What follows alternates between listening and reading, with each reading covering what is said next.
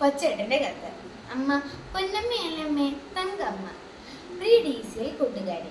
2026 July 19 New York സിറ്റിയിലെ New Jersey stadium ഇളകി മറിയുകയാണ്.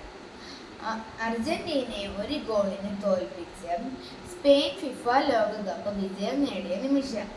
Spain ടീമിൻ്റെയും ആരാധകരുടെയും വിജയാരവങ്ങൾക്കും അർജന്റീനയുടെയും Messi ഫാൻസിൻ്റെയും ആർത്തനാദങ്ങൾക്കുമിടയിലൂടെ തനിക്ക് കിട്ടിയ സ്വർണ്ണ മെഡലും കയ്യിലുയർത്തി ഗാലറിയിലേക്ക് നോക്കിക്കൊണ്ട് ഗ്രൗണ്ടിൻ്റെ അരികിലൂടെ ഒരാൾ ഓടുകയാണ്.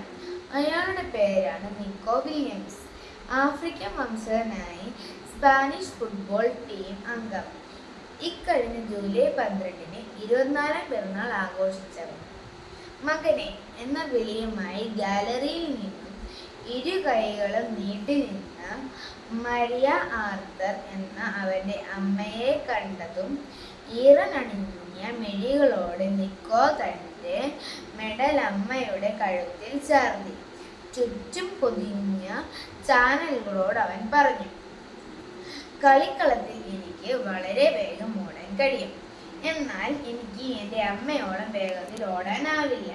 കാരണം ജന്മനാടായ ആഫ്രിക്കയിലെ ഗാനയിൽ നിന്ന് രക്ഷപ്പെട്ട് സഹാറ മരുഭൂമി താണ്ടിയാണ് അമ്മയും അച്ഛനും സ്പെയിനിലെത്തിയത്. അതിനാൽ എൻ്റെ അമ്മയ്ക്കാണ് ഈ മെഡലിന് എന്നെക്കാളും അർഹത. പ്രിയ കൂട്ടുകാരെ, ലോകം കോരിത്തരിച്ചു നിന്ന അനുപമ നിമിഷമാണിത്. നിക്കോ പറഞ്ഞത് സത്യമാണ്. വെറും 3 പതിറ്റാണ്ടുകൾക്ക് മുമ്പ് ആഫ്രിക്കയിലെ ഗാനയിൽ നിന്നും അഭയാർത്ഥികളായി സഹാറ മരുഭൂമി കാൽനടയായി നടന്ന് സ്പെയിനിലെത്തിയ ഫെലിക്സ് വില്യംസിൻ്റെയും മരിയ ആർത്തറിൻ്റെയും മക്കളാണ്. സ്പെയിൻ നാഷണൽ ഫുട്ബോൾ ടീം അംഗങ്ങളായ ഇനാക്കി വില്യംസും നിക്കോ വില്യംസും. നിക്കോയുടെ കഥ കേട്ടപ്പോൾ ഗാനയിൽ നിന്ന് സഹാറ മരുഭൂമി വഴി സ്പെയിനിലെത്താനുള്ള ദൂരം ഗൂഗിൾ മാപ്പിലൂടെ കണ്ടെത്താൻ ശ്രമിച്ചു നോക്കി. 5700 മുതൽ 6000 കിലോമീറ്റർ ദൂരമാണ് ആ മാതാപിതാക്കൾ നടന്നത്. കനാൻ നാട്ടിൽ കാൽനടയായി നടന്നാൽ ഏകദേശം 130 മുതൽ 150 ദിവസങ്ങൾ നിർത്താതെ നടക്കണം.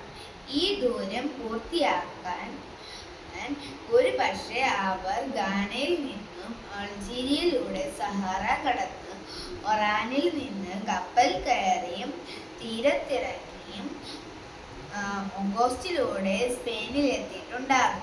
അല്ലെങ്കിൽ വെസ്റ്റ് സഹാറ വഴി നടന്ന് മൊറോക്കോ കടന്ന് ജബ്രാൾട്ടർ കടലിടുക്കിലൂടെ സ്പെയിനിൽ എത്തിയിട്ടുണ്ടാകും. കൂട്ടുകാരെ, നിങ്ങളുടെ ഇന്നലേക്ക് നിങ്ങളുടെ മാതാപിതാക്കൾ നടന്നു തീർത്ത ഇന്നലകളെ എത്രയാണെന്ന് എത്ര പേർക്കറിയാം? എൻ്റെ മാതാപിതാക്കളും നിങ്ങളുടെ മാതാപിതാക്കളും ജീവിതത്തിൽ നിരവധി സഹാറ മരുഭൂമികൾ നടന്നിട്ടുള്ളവരാണ്. തീർച്ച. ആഫ്രിക്കയിലെ സഹാറ മരുഭൂമിയിൽ പകൽ പലപ്പോഴും 60 ഡിഗ്രിയാണ് ചൂട്. ചുട്ടുപൊള്ളുന്ന മണൽ പരപ്പിലൂടെ കൊടിഞ്ഞ വിശപ്പും ദാഹവും സഹിച്ച് എത്തിച്ചേർന്ന കനാൻ നാട്ടിൽ തേനും പാലും ഒഴുകണേ എന്ന് ഓരോ കിതപ്പിനും പ്രാർത്ഥിച്ച് വിയർത്തൊലിച്ച് നടന്ന് നിക്കോയുടെ മാതാപിതാക്കൾ മാത്രമല്ല, നിങ്ങളുടെയും മാതാപിതാക്കളാണ്. കടബാധിതയുടെയും രോഗങ്ങളുടെയും പരാജയഭീതികളുടെയും ജീവിത ഭണ്ഡാരമായി ജീവിതത്തിൻ്റെ സഹാറ താണ്ടുന്ന നമ്മുടെ മാതാപിതാക്കളുടെ ഈ ജീവയാത്രയിൽ സ്നേഹത്തിൻ്റെ തേനരുവികൾ, സത്യസന്ധതയുടെ തണലും വിശ്വസ്തതയുടെ ദീപസ്തംഭങ്ങളുമാവാൻ മക്കളായ നമുക്ക് കഴിയണം. അവരുടെ അധ്വാനത്തിൻ്റെ അളവറിയണം. അവർ നമുക്കായി താണ്ടിയ സഹാറകളുടെ ദൂരമറിയണം. അപ്പോൾ തൻ്റെ പൊന്നായ അമ്മയോളം വരില്ല ഈ പൊന്നിൻ്റെ മെഡൽ എന്ന് തിരിച്ചറിഞ്ഞ നിക്കോയെ പോലെ നമ്മുടെ കഠിനാധ്വാനത്തിൻ്റെ സ്ഥിര പരിശ്രമത്തിൻ്റെയും വേർപ്പു തുള്ളികൾ പതിച്ച ജീവിതമാകുന്ന മെഡൽ ഉയർത്തി നമുക്കും പറയാൻ കഴിയും. അമ്മ പൊന്നമ്മയല്ലമ്മ തങ്കമ്മ, തനി തങ്കം കൊണ്ടെൻ്റെ ഹൃദയം പ്രതിഷ്ഠിച്ച എൻ്റെ തങ്കമ്മ. സ്നേഹാശംസകളോടെ സ്വന്തം കൊച്ചേട്ടൻ.